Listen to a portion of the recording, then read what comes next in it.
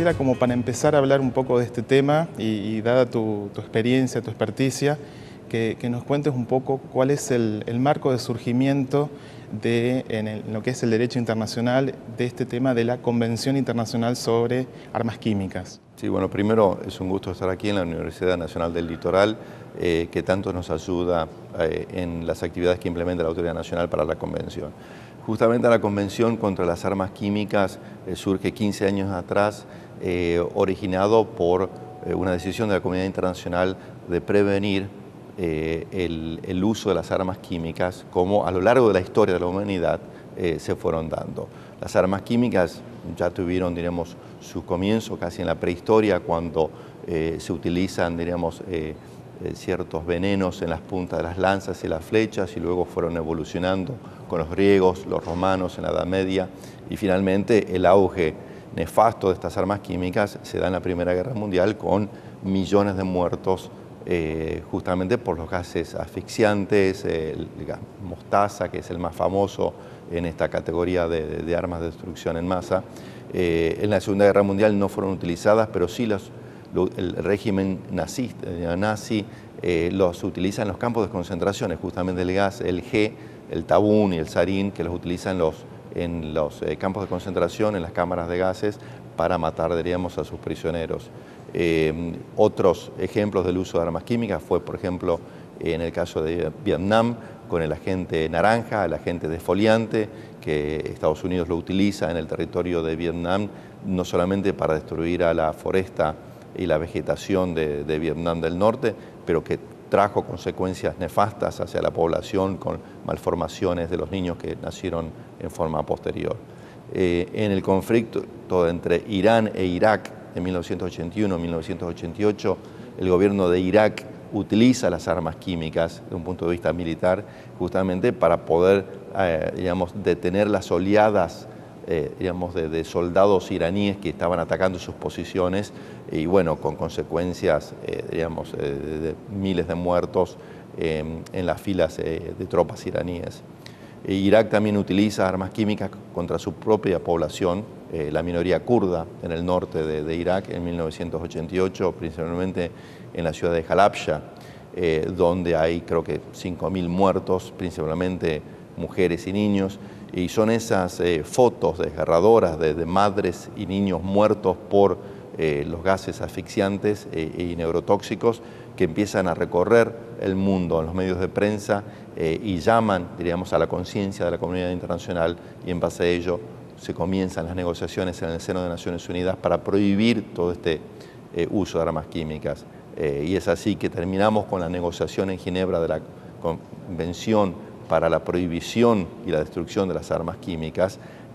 y se crea una organización internacional con sede en La Haya para implementar esas obligaciones. Claro, con todo lo que esto implica, es decir, el uso no solo de las armas químicas en los contextos bélicos, sino también la posibilidad de que esas armas químicas, digamos, que son fabricadas, transportadas, almacenadas, caigan también en manos de grupos terroristas, como también fueron, por ejemplo, los atentados que se produjeron en poblaciones civiles, en Tokio, por ejemplo, que ese también fue un caso, un caso quizás de menor cuantía en cuanto a las víctimas afectadas, pero que también fue un caso que tuvo mucha repercusión. Sí, exactamente, pública, ¿no? exactamente. La secta japonesa que utiliza el gas sarín tanto en el subterráneo de Tokio como anteriormente contra una corte de justicia en otra ciudad en Japón, digamos, teniendo creo que 8 o 9 muertos en cada caso y cientos de heridos. Obviamente no tuvo, diríamos, el número de muertos como en el uso de armas químicas en los conflictos bélicos, pero digamos, el impacto psicológico y de terror, diríamos, del uso de estas sustancias químicas digamos, contra las poblaciones civiles, obviamente también sacudió, diríamos, a la opinión pública internacional. Y ese es el riesgo de digamos, estos conocimientos, de estas sustancias químicas, que no solamente pueden ser utilizadas por los estados para fabricar armas químicas y utilizarlas en conflictos bélicos, sino que también pueden ser utilizados por grupos o actores no estatales o hasta individuos para hacer, diríamos, ataques terroristas. Y hubo varios casos recientemente en Estados Unidos donde individuos con acceso a estos conocimientos y a estas tecnologías, hicieron ataques o pseudoataques terroristas, principalmente, diríamos, con ricina, que es un polvo exactamente, donde se enviaron sobres con ricina, diríamos, justamente a la Casa Blanca, para atacar al presidente de Estados Unidos, creo que a un par de legisladores, al Congreso de Estados Unidos, etcétera, con lo cual demuestra, digamos, que hasta, digamos, a nivel individual pueden ser utilizados en forma maliciosa. En forma maliciosa. Y esta convención, digamos, que se gestó en el seno de la Organización de las Naciones Unidas, se caracteriza por tener una alta universalidad, digamos, es decir, por lo que he visto, la mayor parte de los países del mundo han firmado y han ratificado esta convención, es decir, son muy pocos los países, algunos de ellos quizás que por razones justamente de tener, como es el caso de Corea del Norte, de que se supone que tienen almacenadas armas químicas, no han ratificado o no han firmado ese pacto, pero en general goza de una universalidad importante. Sí, sí, exactamente. Todos los estados del mundo, salvo 6,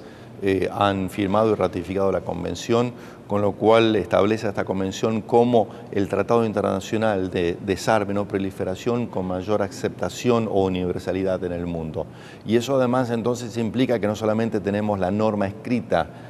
a través de una convención, sino que esto ya se transforma en una norma, digamos, de costumbre internacional, en el sentido de que el uso de armas químicas ya es visto por la comunidad internacional como algo que es una aberración que debe ser, digamos, prohibida y evitada, casi a la par de los conceptos de esclavitud, por ejemplo, donde hoy en día no es necesario tener una convención internacional que prohíba la esclavitud para saber que la esclavitud moralmente, internacionalmente, es una acción inaceptable. Exactamente. Entonces estamos llegando a esos niveles, por más que quedan, como vos dijiste correctamente, seis estados en el mundo que no la han firmado por diferentes motivos, pero creo que la comunidad internacional continúa ejerciendo presión a esos gobiernos para que cambien de actitud. Y esta convención entonces tuvo digamos, su fuerza normativa también en los estados, en los diferentes estados del mundo, y qué impacto particular tuvo en el caso de Argentina y en el contexto de América Latina. Bueno, en el contexto de América Latina, todo esto comienza casi antes de la gestación de la Convención contra las Armas Químicas, principalmente en lo que se llama el Pacto de Mendoza entre Argentina, Brasil y Chile, donde los 3 gobiernos se comprometen nunca a desarrollar a futuro, diríamos, armas químicas, nucleares o biológicas. Esto, diríamos, fue, digamos, el producto de un proceso de cooperación entre los 3 países en materia de desarme y no proliferación, entre países, diríamos, democráticos, y que luego, diríamos, tuvo su reflejo en la participación, diríamos, en las negociaciones de la Convención contra las Armas Químicas en Ginebra. Una vez que la Convención entró en vigor, Argentina fue uno de los primeros países en ratificarla en 1993, entra en vigor en 1995 y en 1997 ya teníamos todo el sistema operativo con la autoridad nacional que la Convención exige a todos los estados partes establecer autoridades nacionales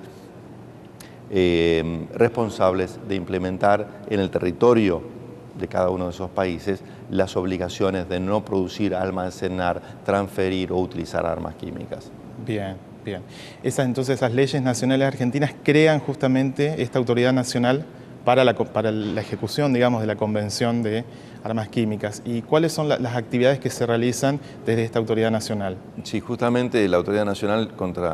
para la Convención contra las Armas Químicas es una comisión interministerial creada por decreto y luego, digamos, avalada por una ley del Congreso Nacional. Y es una comisión que está integrada por el Ministerio de Relaciones Exteriores, el Ministerio de Defensa, la Secretaría de Industria. Cada uno tiene un representante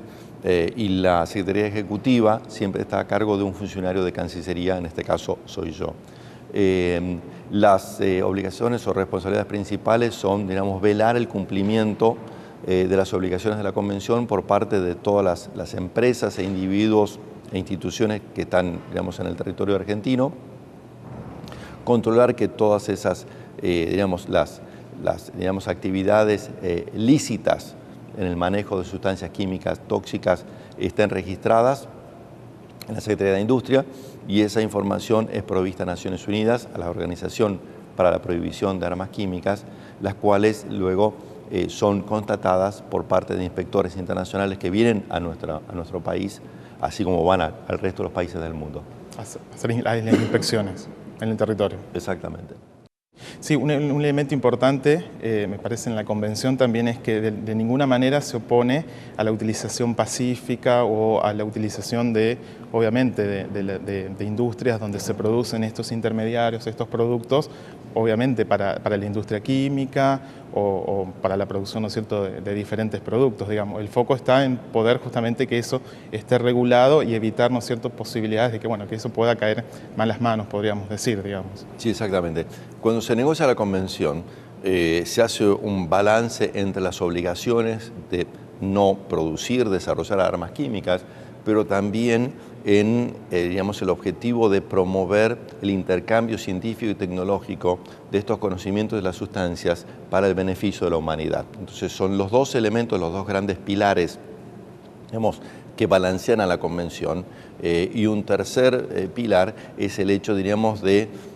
la respuesta internacional ante el posible uso de armas químicas por aquellos países que no están en la convención. Entonces esos tres elementos están bien balanceados en la convención y justamente permiten el desarrollo pacífico y legítimo de tecnologías y de sustancias químicas y la comercialización entre los países miembros de la convención justamente de estos elementos. Promueve, digamos, el avance científico en la química del mundo porque, como lo dije al principio, sin la química la sociedad moderna que tenemos no existiría. Casi todo lo que nos rodea es producto de avances de la química. Entonces uno no puede parar ese avance, al contrario hay que estimularlo, pero justamente previendo, diríamos, los mecanismos para asegurarnos de que no sean utilizados en forma maliciosa o, diríamos, por negligencia terminen en accidentes industriales. Por ejemplo, el que pasó en 1985 en la ciudad de Bhopal, en India, donde 14.000 personas murieron y más de 100.000 personas quedaron, digamos,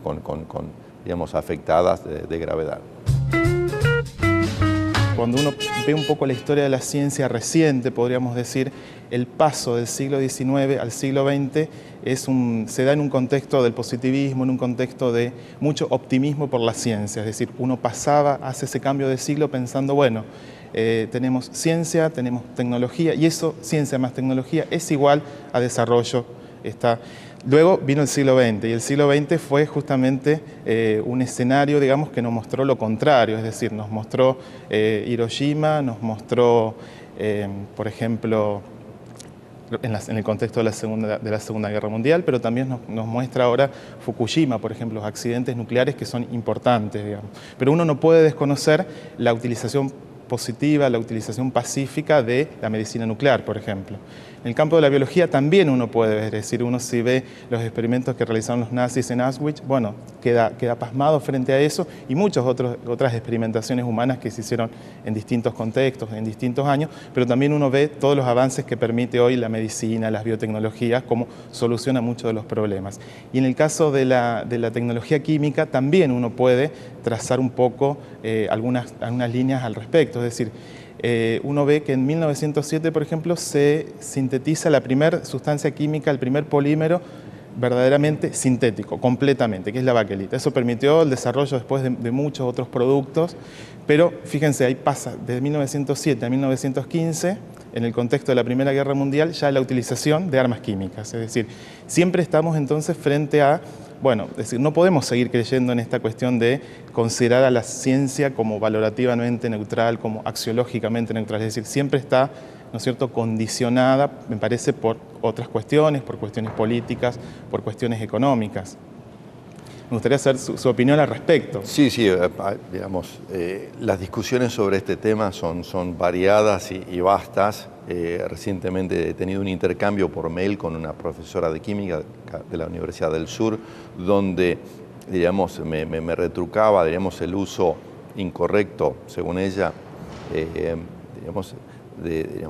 del concepto de, digamos, de la química dual o de las tecnologías duales.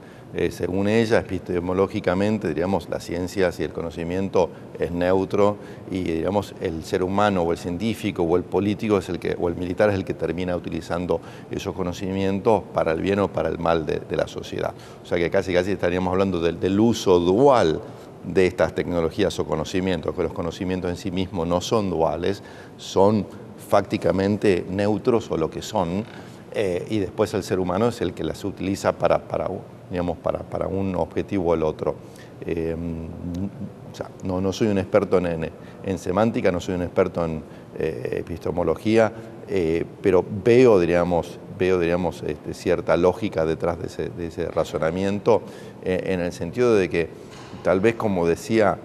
mi ex jefe, el doctor El-Baradei, Mohamed El-Baradei, que fue el director general del Organismo Internacional de Energía Atómica, y yo fui su asesor y representante ante Naciones Unidas por muchos años, y luego de los ataques del 11 de septiembre del 2001 a las Torres Gemelas con aviones de pasajeros, Mohamed El-Baradei, luego, designado Premio Nobel de la Paz en 2005 por su activismo y su trabajo en contra de la guerra de Irak en 2003, decía que toda tecnología puede ser de uso dual. O sea, un cuchillo puede ser de uso dual. Con un cuchillo comemos todos los días, pero también podemos matar, podemos cortar, podemos herir.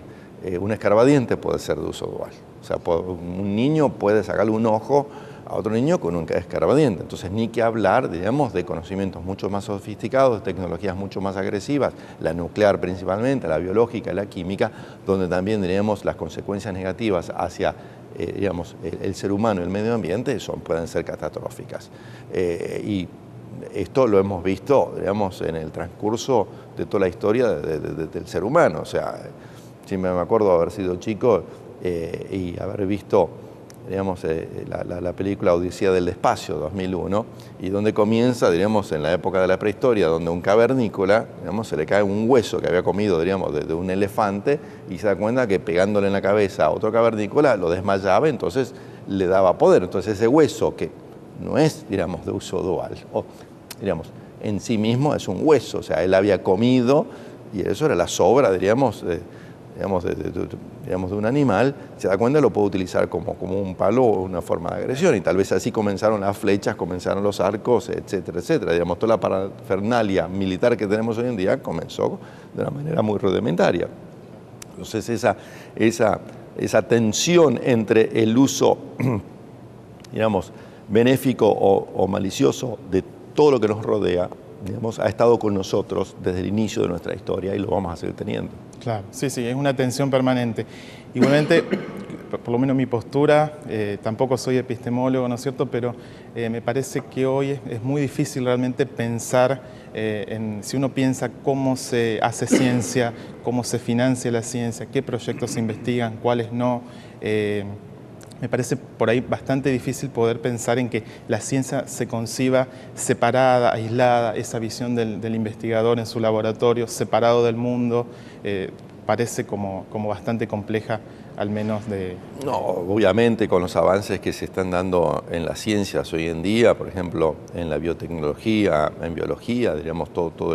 los problemas, diríamos, de la moral y la ética en biología, en el sentido, diríamos, podemos empezar, diríamos, tenemos el derecho como seres humanos a definir, por ejemplo, antes de procrear, diríamos, si podemos definir las características de nuestros hijos, diríamos. Eso es un gran dilema moral y ético que, digamos, que las ciencias, están, diríamos, afectadas, diríamos, en todo ese sentido, y bueno, al fin y al cabo depende de los seres humanos, depende de las sociedades, depende, diríamos, de los conceptos éticos y morales de cada sociedad para determinar los parámetros, diríamos, de qué es lo bueno, qué es lo correcto, qué es lo que es lo no correcto. Por lo tanto, es un tema, diríamos, que diríamos, toma más, digamos, más relevancia en la medida que los desarrollos científicos y tecnológicos están avanzando de una manera que casi, diríamos, siempre estamos detrás, estamos corriendo al tren desde un punto de vista ético y moral o como sociedad. O sea, el avance científico y tecnológico es mucho más rápido que lo que las sociedades pueden avanzar para adaptarse a esos nuevos cambios. Claro, claro, esto es interesante, ¿no es cierto? Es decir, así como ese paso del 19 al 20 era un contexto de mucho optimismo, me parece que el paso del siglo XX al XXI, después de las experiencias vividas, es como un paso ya, ¿no es cierto?, un escenario ya además más escéptico, es decir, por un lado, esta cuestión, digamos, uno también ve que los efectos son mucho más masivos, porque es interesante lo que decías recién de las flechas, de las primeras armas bélicas, ¿no es cierto?, las primeras armas que se utilizaban en las guerras. Pero hoy el impacto que tiene, y lo vimos, ¿no es cierto?, con las bombas nucleares o con estas armas de destrucción masiva o con las armas biológicas, es un impacto mucho más grande también, ¿no es cierto? Sí, yo creo de que destrucción. el gran proyecto Manhattan, que es tal vez como un proyecto de la humanidad, es el avance científico y tecnológico más grande de la historia de la humanidad. O sea, si uno lo analiza desde ese punto de vista, pero con muchos beneficios que los tenemos hoy en día. Tal vez, digamos, los mejores, digamos, digamos, los cerebros más brillantes, digamos, del mundo de los últimos 200 años trabajaban en el proyecto Manhattan. Pero ¿cuál fue el resultado real, digamos, y efectivo de ese proyecto? Fue la destrucción de 2 ciudades, Hiroshima y Nagasaki, donde cientos de miles de personas murieron. O sea, en segundos, o sea, exactamente la instantaneidad, digamos, del daño y la masividad, digamos, tan masivo, por eso son armas de destrucción masiva, diríamos, que estamos hablando. Hace, diríamos, un antes y un después en la historia, diríamos, de los conflictos militares, ¿cierto? Pero hablando de eso, también lleva a una cuestión, diríamos, dónde estamos parados desde un punto de vista moral y ético. Todo va a depender de nuestras circunstancias. Justamente yo traje un video que preparó la Organización para la Prohibición de Armas Químicas, donde, digamos, relata, digamos, las experiencias de un profesor universitario holandés, digamos, científico, digamos, químico, que hace varios años empezó a analizar el aspecto moral y ético, digamos, del uso de los conocimientos químicos. Y se basa principalmente en la historia de este científico alemán, diríamos, que es el que desarrolla, antes, digamos, de la Primera Guerra Mundial, digamos, las técnicas específicas para, digamos, desarrollar armas químicas. Y las primeras armas químicas en sí mismos, digamos, fueron, digamos, producto de su trabajo científico. Pero este científico, antes y después, también desarrolló, digamos, nuevas técnicas y nuevos conocimientos que, diríamos, nos benefician hoy en día, diríamos, reacciones, digamos, de síntesis y otros desarrollos que